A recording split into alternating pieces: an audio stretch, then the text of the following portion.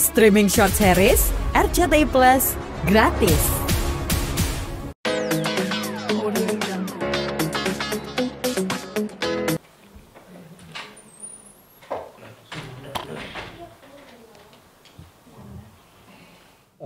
Kan ini tidak serta-merta terjadi ya karakter Ahmad Dhani yang seperti ini ya. Sebelumnya kita sama-sama tahu ya Ahmad Dhani menyerang penyanyi-penyanyi, orang dibilang maling, terus dibilang naturalisasi mengenai bagaimana perempuan hanya menjadi objek gitu. Jadi sebenarnya apa yang saya lakukan ini tanpa teman-teman tahu mendapatkan banyak dukungan dari silent majority yang selama ini sudah merasakan hal sama seperti saya. Cuman kebetulan mereka tidak mengalami insidennya secara langsung. Gitu. Jadi kalau dibilang apakah saya mewakili banyak orang, saya mewakili banyak orang. Yang setuju bahwa Ahmad Dhani ini punya arogansi dan kesombongan yang merugikan gitu loh. Dan menjadi bad example buat generasi hari ini. Menjadi contoh yang buruk buat generasi hari ini. Jadi popularitas sama sekali tidak menjadi kebanggaan. Enggak. Itu bonus teman-teman.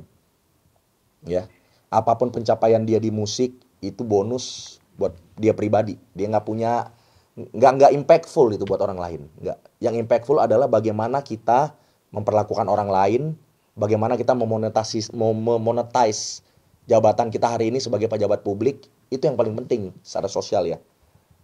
Gitu. Jadi thank you buat teman-teman. Mudah-mudahan teman-teman juga sampai apa yang disampaikan hari ini bahwa ini bukan kasus yang ringan, bukan.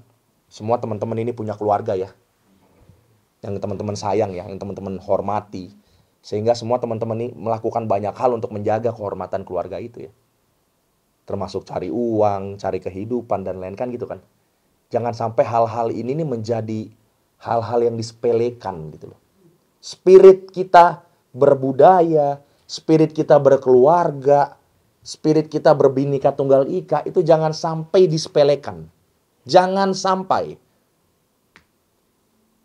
disepelekan oleh orang yang lebih populer terhadap orang yang tidak lebih populer. Kemudian menjadi ada stigma bahwa justru si orang yang tidak populer ini yang mau social climbing ke atas gitu loh. Enggak. Siapa sih Ahmad Dhani? Aduh. Come on deh. Sebelum kasus ini saya melihat Ahmad Dhani, saya hormat, tapi sekarang mohon maaf. Enggak. Gitu. Jadi ya ini kemarahan saya secara pribadi ya. Gitu. Itu tidak mewakili siapapun. Tapi artinya itulah yang saya sampaikan. Jangan ada peremehan. Jangan ada pembiaran terhadap pentingnya narasi keberagaman, narasi Bhinneka Tunggal Ika, dan lain-lain. Bung Ryan, ya. mungkin tadi di garis bawahi bahwa Ahmad Dhani harus melepas ikon musik. Mungkin sebagai musisi, gimana sih ngelihat karya dari Dewa 19 sendiri, Bung Ryan? Oke, bosku.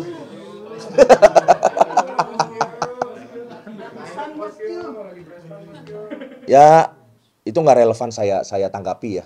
Karena kalau bicara objektif ya lagu-lagu Dewa ya semua kalian juga suka kan gitu. Saya juga suka lagu-lagu Dewa, nggak ada yang salah dengan output karyanya, nggak ada yang salah. Tapi saya pribadi gitu melihat output karya ini datang dari input subjek yang kayak begini modelnya, saya jadi hilang respect gitu aja sih. Tapi terhadap karyanya tetap harus diakui bahwa lagu-lagu Dewa 19 ya, lagu-lagu Dewa 19 itu kan yang bikin kan Dese nih.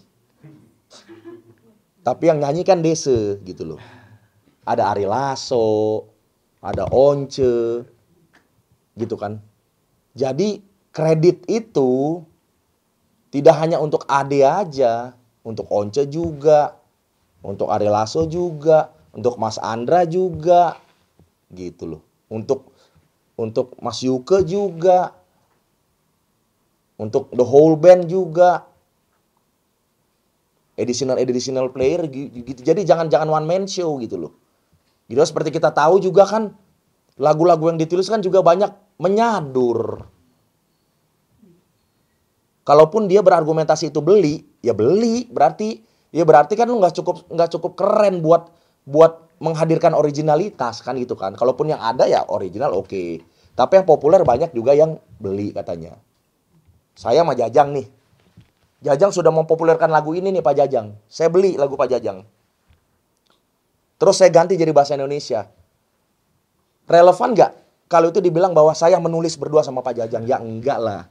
Menulis berdua itu proses kreatifnya dari awal kita tulis sama-sama bareng gitu. Jadi ini intermezzo aja. Jadi dia nggak sekeren yang dia pikir gitu loh. Gitu. Kalau mereka 9 tahun berarti bisa langsung dipenjara ditahannya Bang. Nanti tuh kue lama. Mereka tuh sama kata Bang. Ini. Tapi pertanyaan ini saya suka. Pastinya positif. Jadi ya itu gimana Pak Jajang? Ya, kalau terkait dengan penahanan itu kan dah kewenangan dari penyidikan, Bang. Ya. Jadi kita juga nggak bisa paksakan lah, ya kan. Yang jelas pidana terkait dengan diskriminasi terhadap hal itu kan berat dan itu berbahaya. Dan intinya kalau misalnya sampai inkrah Ahmad Dhani bersalah ya dia harus copot dari DPR RI kan gitu ya. Oh iya. Itu. Enggak, jelas aturan. Itu. Final. Thank you. Oke. Thank you teman-teman. Apakah itu menyindir dari salah satu kasus dari teman-teman yang Postingan apa tuh? yang Yang mana dong? Oh. Ini juga seru. Mau ngobrol ini?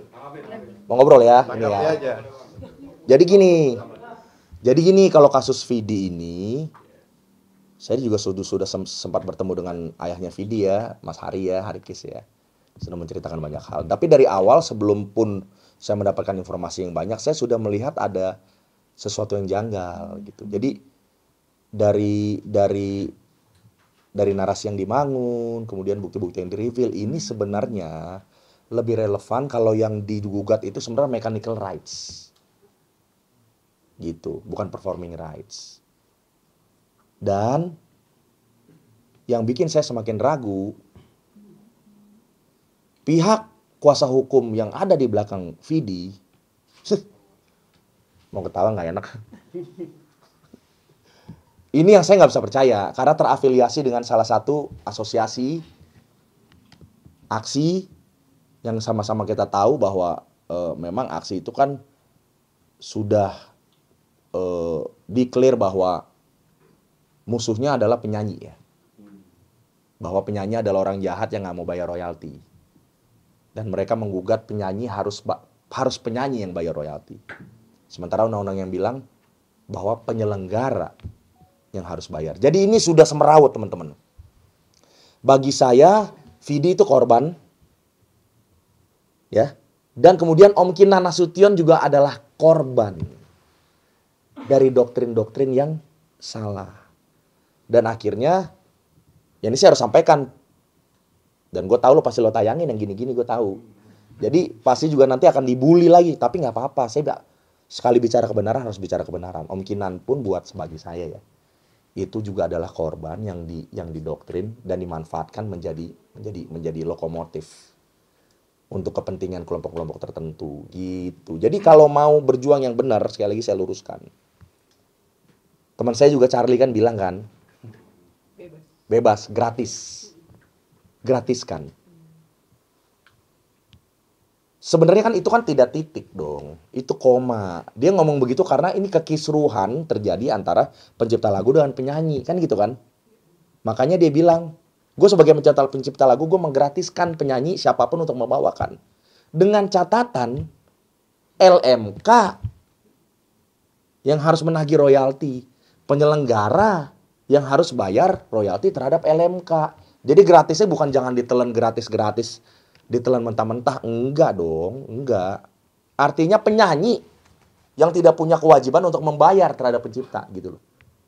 Gitu. Jadi lagi-lagi pelurusan supaya semua ini back on track. Yang kita gedor itu LMK-nya. Yang kita teriak-teriakin tuh LMK-nya. LMK itu pemegang kuasa. Dari saya sebagai pencipta lagu memberikan kuasa kepada LMK. Entah di situ nanti LMK bekerja sama dengan LMKN untuk membangun sosialisasi taat bayar gitu kan. Jadi sebenarnya masalahnya adalah ketaatan bayar dari user. Banyak user-user besar yang belum bayar gitu loh. Apa misalnya bioskop, XX1. Misalnya sejauh yang saya tahu. Dan beberapa outlet-outlet besar yang nggak mau bayar gitu loh. Kalau semua punya ketaatan bayar, duitnya banyak, yang didistribusi juga bisa banyak. Gitu. teman-teman. Jadi terkait kasus Vidi ini buat saya, Vidi korban. Kan dibilang Vidi bertahun-tahun ngilang. Lo dari awal memang yang berurusan sama Om Kinan itu bukan Vidi sebenarnya, tapi Harikis, bapaknya Vidi gitu. Dan ini semua based on persahabatan. Yang sudah, kalau mau dibilang salah dari awal, ya mungkin salah dari awal. Jadi teman-teman bisa kejar juga Mas Harikis untuk tanya sebenarnya duduk perkaranya dari POV-nya mereka itu seperti apa gitu. Jadi kalau masyarakat tahu, nanti masyarakat juga jadi bingung lagi gitu. Karena ada perpindahan dari label yang lama jadi VA Records tuh ya. VA Records kan sebenarnya kan Vidi juga gitu loh, manajemen juga. Kalau ada kesalahan dari VA Records, itu harus digugatnya mechanical, bukan performing gitu loh. Jadi nggak nyambung. Jadi sepertinya yang tadinya isu mechanical, tapi karena ada doktrin dari figur-figur laler-laler ini, gitu loh, yang mendoktrin akhirnya, yaudah masuk dari performing aja, mumpung performing rights ini lagi rame isunya kan gitu kan. Gitu, akhirnya jadi lokomotif lagi. Berarti penyitaan rumah yang diminta itu apakah termasuk doktrin menurut Bu? Oh ya jelas dong. Itu kan semua kan saran dan gagasan dari kuasa hukum pasti. Saya kan dengerin mereka gitu kan. Sebagai kuasa hukum saya gitu. Itu pasti. Pasti. Loh, Om Kinan sama Mas Hari itu bersahabat kental. Ini dari info yang saya yang saya dapat ya. Saya sampaikan aja. Saling support satu sama lain untuk jangka waktu yang cukup lama di masa lalu gitu. Dan sampai terakhir Vidi menikah juga Om Kinan masih diundang informasinya. Semua foto-foto dikirimkan ke saya, tapi kan saya nggak mau bicara karena teman-teman tanya. Sekalian saya buka nih, gitu biar nih bergulir informasi yang baru. Gitu jadi nggak mungkin lah kalau nggak masuk angin Om Kinan melakukan ini tuh nggak mungkin, gitu teman-teman. Ya, jadi Om Kinan, Vidi semua itu adalah korban bagi saya. Berarti ada aktor di balik itu Bang ya? 9 tahun. Kan tadi gue udah bilang aktor, udah. Oke. Royalti itu penyelenggara, bukan artis. Jadi kalau pencipta mau minta haknya kemana? Ke penyelenggara dong. Iya dong. Lo nanya keren, jawab nggak nyambung. Harus minta ke penyelenggara. Berarti undang-undang kita tuh harus diperbaiki dong karena Enggak. Interpretasi orang-orang jahat ini yang jangan diliarkan. Karena gini loh, pengacara-pengacara ini kan mereka kan bukan pelaku musik. Mereka nggak ngerti sense of karya cipta itu, nggak ngerti bahwa karya cipta itu dibuat undang-undangnya dibuat awalnya adalah untuk kepentingan-kepentingan yang menyangkut pelaku musik, stakeholder dan lain-lain. Nah, ketika pengacara-pengacara kayak beliau-beliau ini kan tugasnya kan hanya melihat celah dari kelemahan undang-undang ya. Nah, seperti undang-undang ada yang bilang bahwa orang atau badan hukum.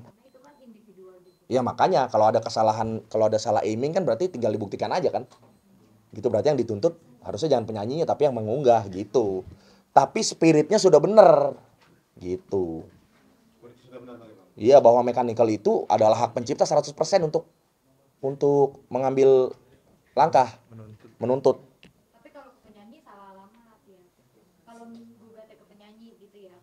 Kalau performing rights. Aku mekanikal Bang. Kalau mechanical nggak masalah kayak ke penyanyinya.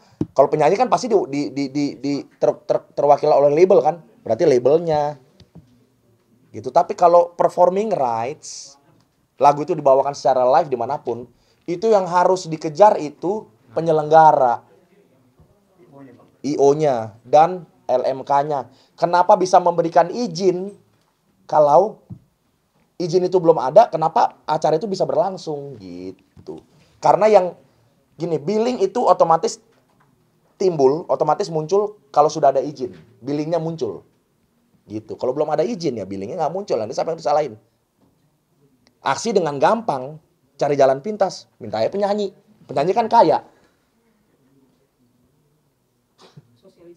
Iya, penyanyi kan kaya. Kenapa nggak? Kalau lo ngomong penyanyi kaya, berarti yang lo tuntut adalah penyanyi bagi berkat dong. Berbagi berkat melanggar hukum nggak kalau nggak dilakukan? Ya udah. Jadi kita bicara substansi hukum, kita nggak bicara hak moral tuh kayak bicara PMP, harus saling menghormati. Mau nyanyi telepon dulu, brother, aku mau bawain lagu brother, boleh gak nih? Aduh makasih banget lagunya, nggak gitu, nggak gitu. Oke?